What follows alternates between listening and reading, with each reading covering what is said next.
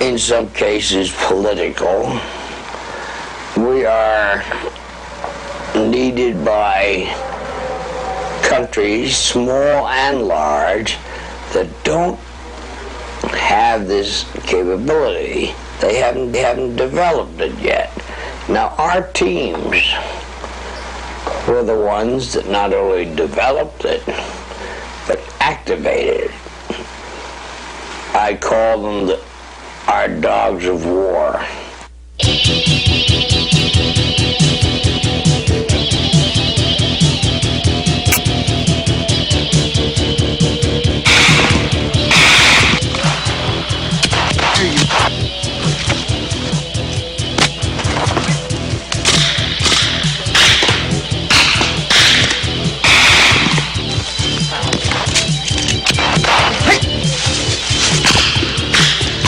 Today, there's nothing fair anymore. You kill, or you get killed. I first met General WerBell when I was in charge of a secret testing area for the United States Army Infantry Board at Fort Benning. Mitch WerBell came down with his people to bring up the SIONIC noise suppressor for a testing evaluation by the Army Infantry Board. At that time, we probably had a few sparks exchanged, as I've got Ukrainian heritage and he's got some Russian blood, and we both think we're hardcore guys. And I might add, I would have to say he's the hardest core, but he brought a silencer down to Fort Benning which far surpassed the United States Army ordnance development. What the Army turned out for its troops was really garbage compared to Mitch WerBell's SIONIC noise suppressor. And I became aware immediately that he knew weaponry, he was a professional, and when he spoke about weaponry and what it would do, everything he talked about came true with that silencer. It was and remains perhaps the world's finest noise suppressor. A short time after I arrived, Vietnamese Airborne, General WerBell arrived.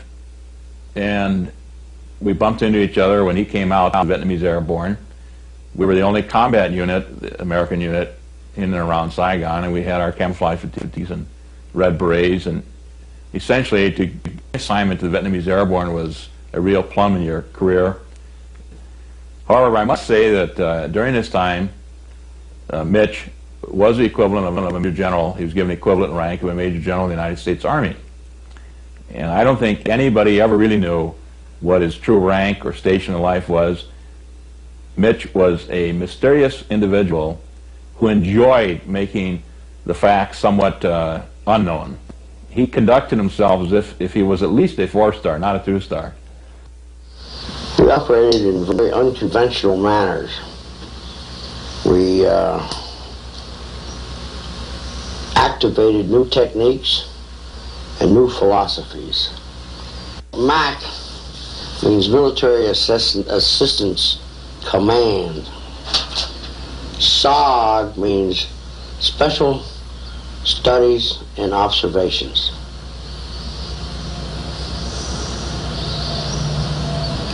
The name MAC SOG has practically been eradicated from the history books. Why? Well, it was a highly classified operation. Possibly controversial in some eyes. It was designed to undermine the strength of the Viet Cong in the north? To destroy the infrastructure of the Viet Cong in South Vietnam. And to do that, sometimes you had to make incursions into other areas, North Vietnam, for example. Mitch, as you suggest, is an expert on clandestine operations. He's an expert on weapons, particularly on special types of weapons, silencers and so forth. He has the respect of a lot of the ex-special forces people that have either worked with him in these operations or know of him and know that he has these connections. And he has an ability to bring all of this together when it is needed. General WerBell was well known to all people as having been a very successful OSS agent in World War II.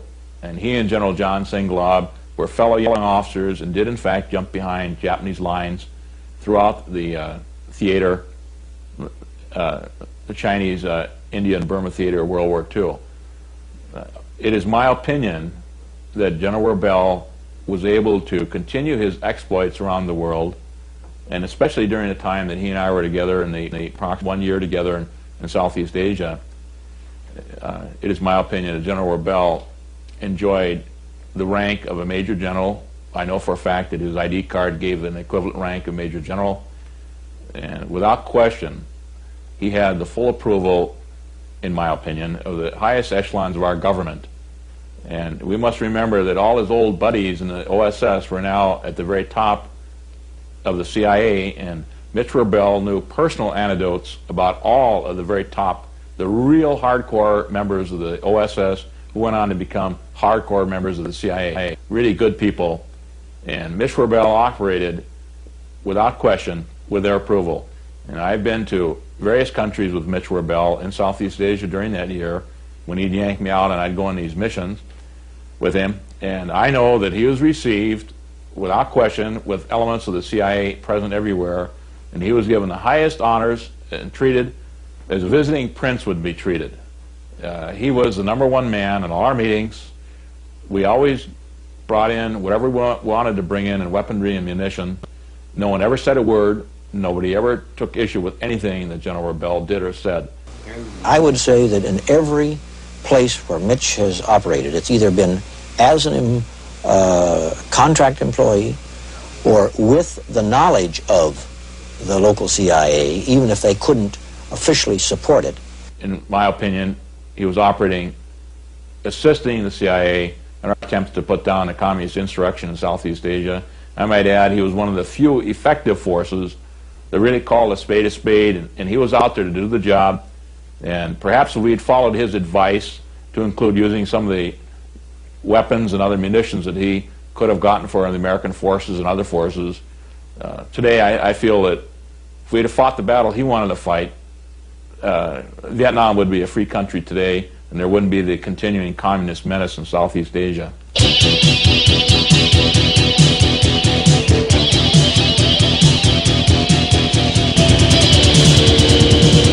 Don't be prepared just by buying a pistol or a revolver somewhere. Learn how to use it, and learn never to pull it out unless you're going to kill someone.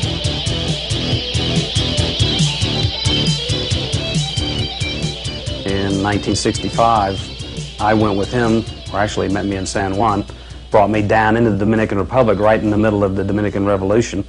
So I had a very early experience at 15 of going into a hotbed of activity, revolutionary activity, and about my first 30 minutes on the island we were already taking some rounds going into a place where he lived, which happened to be, unfortunately, on the wrong side of the line. So I had an early briefing on what was going on during that period, and he and his activities during that time was advising the Dominican government and some of the military people from his experience of World War II and just his general knowledge of communist activities. So I had quite an experience with him, meeting all of the top Dominican people, all of the top U.S. military people, and a lot of friendships were formed with people that would later on be involved in the Vietnam episode, the gun development, and things that took place after 1965.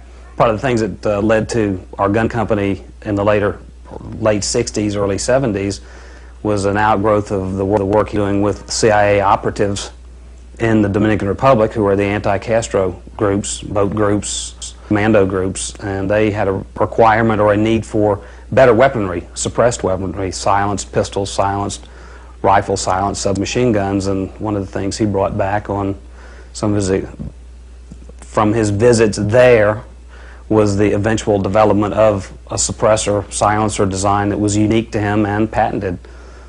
Received the patents, I think, in 1969, 1970. But those beginnings ultimately led to the development of the famous SIONICs suppressor, the time he spent in Vietnam, and ultimately Military Armament Corporation, the gun company, where he brought in not only the suppressor but Gordon Ingram M10, M11 submachine gun designs, which started with a small company of about 5 people and ended up in the 1970, 71, 72 period employing about 70 or 80 people, making submachine guns, brand new submachine guns, which we, during his trips to Vietnam and the Far East or Southeast Asia, he attempted to sell these things, which Bill Mosey talked about. But we built a gun company, and during this entire period he had a lot of international exposure, a lot of national recognition for the things he had done, and the old boy networking of all of his friends from Vietnam, from World War II, the military circles, and he became rather well documented in the media as to his stand against anti-communist activities and communism. I believe in countering any communistic area. I will fight in any area, any country, for the legitimate government that is against communism. My father's wartime experiences and the experiences in Southeast Asia and our gun affiliations ultimately led to him being really considered to be an expert on counterterrorism operations, terrorist control, anti-communist battling, be it small wars. It seemed for a long time during that period that every time there was a revolution somewhere in Central or South America, oddly enough, he happened to be there shortly before the revolution would occur. In Dominican Republic, Cuba, and quite a few other little hot spots. His expertise developed and was given play in the media. People would seek him out for advice and counsel on planned operations or things that they would like to talk about. So he really became sort of the reigning chieftain of information, and people came to our place in Powder Springs all the time to discuss various activities that they were considering. During my times at Powder Springs, numerous warriors sought out Mitch, and I didn't become acquainted with all the warriors here, but I know many of the people of great warrior fame from England, General Singlod, numerous people that knew General WerBell came.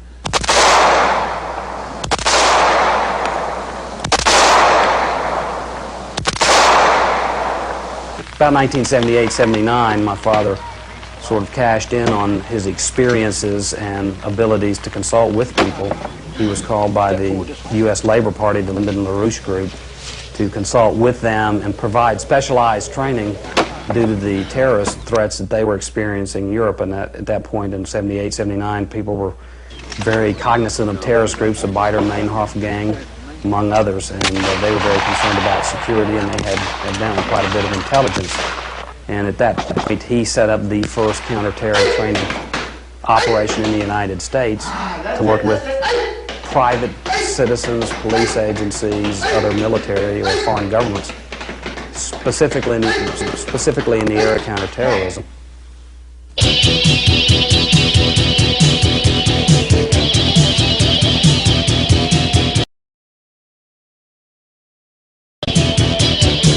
We're the best training organization in the world. And if the gentlemen wish to be accomplished professional soldiers, if they wish to take up the profession of arms as a profession and become mercenaries, I would like to see that they're better than well trained, and we're better than anybody. SIONICs stands for Studies in Operational Negation of Insurgency and Counter-Subversion. In a sense of the word, we deal with survival and counterterrorism. SIONICs trains qualified people in how to properly prepare for and respond to the many forms of terrorism in the world today. How would you react to this or a similar situation? Could be an assassination or a kidnapping attempt. Today it's just paper targets. Tomorrow it could be something far more valuable. With this type of firepower, though, it's a good chance that they would accomplish their mission.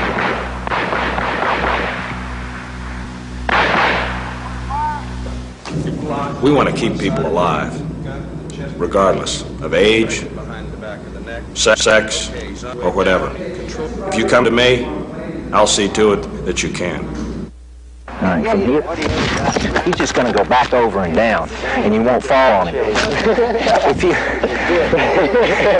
If you fall on him, it's okay, but try to drive a knee into his ribs and break them. Get your hand consistently in one place. One time, don't choke it up here, and the next time have it here. That way you don't have to look, you can just actually feel it. And once you feel that it's consistent, you got the right distance, you can just pick them out of your hand and just keep on. What do you see at the tip of the cigar? A great big hole. Very observant. You will stay alive one day. True, there's a hole in the cigar. The fella goes to light it. You go to smoke it. While modern terrorists are armed with the best weapons available, they also can apply various unconventional weapons to meet a specific task. Knowing and recognizing the many disguises and types of these weapons is vital to a successful security operation. The use of unconventional weapons is of great import today. If you run into a problem, it's most important that you be able to lay your hands on a weapon that may not totally look like a weapon. A farm implement, a hatchet, any number of these, knives, things that you can manufacture, a blow dart, anything that will work to help you save your life. Reach in here very quickly, pull out an ordinary mechanical pencil, grab it like this, and aim for any of the parts of the anatomy. If you notice it's braced in such a way that if I hit something very hard, it'll slide out of the hand and won't puncture my own hand. How effective is that? Well, if you got that much in your brisket, how effective do you think you'd be to carry on? It's as effective as a knife that would go in the same distance. What's that? Get out of there! Move! A mercenary normally would be considered someone who fights for another country for hire. I would say yes, we certainly have trained mercenaries here. Not by intent, but again, not by not wanting to. I mean, they're professional soldiers. If I have a knife here and I start to stick you in the midsection, you block it down as it's taught with one arm. Also, there's one when you cross your arms, so as it comes down, you've got that type of block. With the overhead type of swing, you've got the one arm block. Also, you have the double arm block. Okay, as you step back just very gently here, also place a kick in this area here. That is also the techniques are done usually to have a defense against a knife. But I'm going to show you the fallacy about these techniques, and we're going to work to give you an example. Don't let yourself get into a situation that would involve a potential danger for yourself, your companion, your children, your home, wherever it is. Avoid them. But if it's forced on you, defend yourself with superior knowledge and vigorous attack. First thing, what you'll do is you'll do the double hand downward block. In other words, I'm coming for your midsection here, and you make the block here. Well, the concept that we're teaching here is when I withdraw my hand, I place this here as a trapping situation. I pull back and cut the veins and the certain nerve endings underneath the arm in here. Now I can do it by pulling it straight back. I can turn it over and use the blade this way, or I can do both and cut that way. So this way actually is not practical for our needs. All right, it's a class called team operations. It basically involves fire maneuver and control. You get shot at and there's more than one person with you, you're going to find the hardest thing to maintain is control of your people and also control of yourself. It's a lot different standing behind a rifle and standing in front of one when it's coming out. Okay. Basic principle is what you use in the Army. You use it anywhere in police departments. You see it on TV and newsreels where one man's covering another man as he moves up. All right? In order to do this right, it takes a lot of time to put together and develop teamwork. You got to practice, practice, practice. You do immediate action drills, you do dry rehearsals, you do live rehearsals, and you're not going to pick it up in 1 and 2 days, but you'll start to see the concept. You'll see the confusion that comes up when somebody's breaking around at you. All right, I'm going to talk a little bit about just what it's like to get into a firefight or anything like that when somebody's shooting at you. I'm a firm believer in the principle of fire superiority. If you're putting out fire, the other person's going to be putting his head down. Only a fool sticks his head up where there's a lot of stuff going out. So what you do, you cannot freeze up, you've got to react. And you've got to return fire. Because if you're not returning fire, you're just a sitting duck. All right, reload. You reload like it, and you want to do is stay down low to the ground. The lower you stay, the less target you got. Can't get any shot at you. All right, get out here. Is this for your cover? There's nothing here to stop a bullet. The difference between that cover and concealment, cover will stop the bullets, concealment don't. Check your fire lanes down through there. We'll move up about 5 to 7 meters. Keep using this back. First of all, it's not a camp that trains people to kill. It's more a training center that teaches people how not to be killed. Designed to teach the security guards of various people around the world, the military forces, the advanced military groups, to learn certain advanced methods and systems to protect themselves and their subjects or their charges from walking into a situation that would create an assassination picture.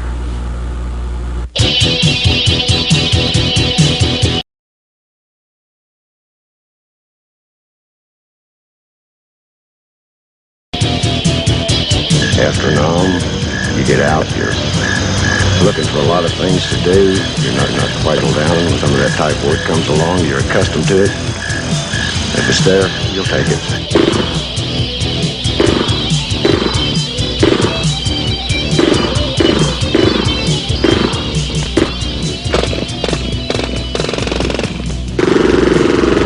Many hours of instruction are devoted to the best utilization of different types of weapons. If possible, you should tailor your weapons features to your own specific needs. Safety is paramount in this course, as seen in the phrase often heard in class. Bullets don't go where they are wished, but where they are aimed. Questions often asked are, should a bodyguard conceal or reveal the fact that he is armed? When firing at your target, should you face your target or only show your side? Which type of holster to use? These basics are covered in proper grips, firing position, speed reloading, and backup weapons. We teach our student, someone pull a gun on you, kill them. Someone tries to mug you, don't hurt them, kill them. They have absolutely no reason to live. One of the most widely used weapons in the world today is a shotgun. It is a powerful weapon, can serve several tactical needs, and enjoys the status of a truly international weapon. Shotgun Stress is a course that teaches the various uses of the shotgun, availability of various loads, and how to use the shotgun as your primary weapon, in buildings and outdoors. Some of the skills learned here are combat reloading, shot count, multiple target removal, returning fire, close quarter firing, movement with cover, movement without cover, and target identification. If you have to pull a gun on somebody, which is after he's pulled one on you, you don't scare him, you kill him. Down. You gotta get down. If they're shooting at you, you're a big guy. Make a big target. Smaller you are, less target they got to shoot at. Less chance you got of getting hit. Okay. All right, righty? All right, let's move. Get into a combat situation, you've got to remember basics. If you remember those basics, you'll stay alive. If you don't, you die.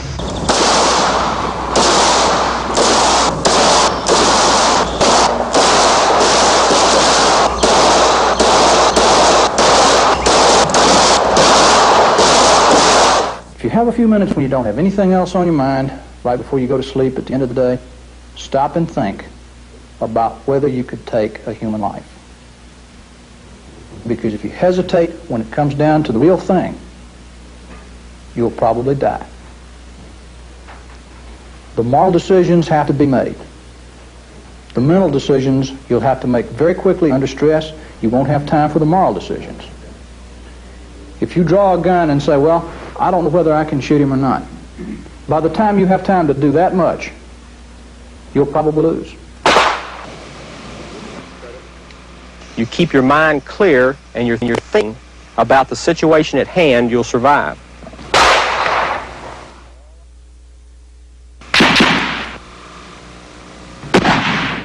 Although my father set up the training operations really for the counter-terrorist operations and self-preservation type courses, everybody really considered it to be a mercenary training ground, and that was not really his original intention whatsoever. However, there were mercenaries who in fact came through the school, and then some of the instructors that are still unnamed were in fact mercenaries who came out of the South African Rhodesian environment who were working at the school and training others in tactics and operations that they learned in counter-terror operations. The school and the people that went through the school were never promised any form of employment. It was not an employment agency. It was a training facility. And they were given at that time what was probably the best available training that they could get. Our function is to train personnel in counter-assassination, counter-kidnapping, counter-terrorism. Now, we've been accused of training mercenaries. Well, I don't recognize the term mercenary. We certainly do train professional military personnel. Military personnel in the fact that they work with and work for recognized governments, institutions. We have presidents of banks, we have vice presidents of banks, we have many military personnel, we have many bodyguards from all over the world. And our function is to prevent being killed, not to kill. But sometimes that's confused because to learn how not to be killed, you must learn the tactics that a killer or a kidnapper or an extortionist is going to use against you as a person or as a bodyguard against your principal. General WerBell was destined, it was his karma to be a warrior, and it was just his destiny. Perhaps he was born to do what he did, and the United States and other elements of the Western world are benefited by the fact that he devoted his life to fighting for what he believed in.